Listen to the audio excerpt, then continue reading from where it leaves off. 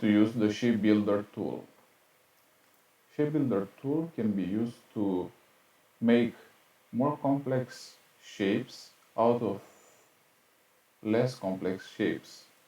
For example, we can use 3 circles to make a shield.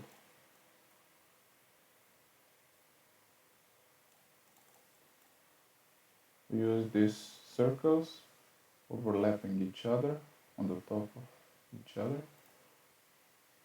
If we use the Shape Builder tool and holding Alt, we can delete unwanted shapes, what we don't need.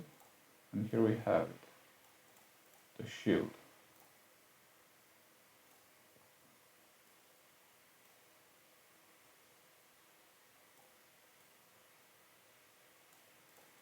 Also, we can build something more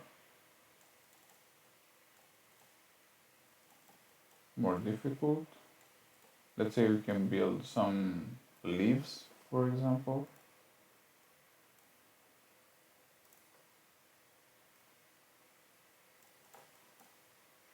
It's quite easy and intuitive. Again, we go on the left hand side on Shape Builder tool, we hold Alt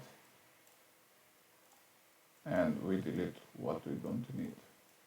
We can use the leaves now. We can make a flower, for example.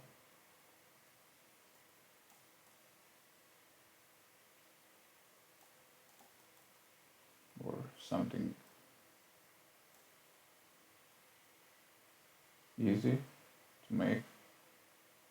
We don't have so much time.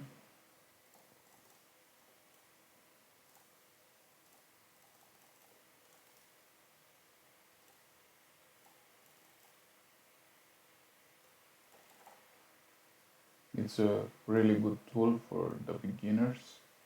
As you can see, you can make really nice flower here in just a few seconds. And that's it. You group it and you bring it, you align it in the middle of the artboard, and that's it.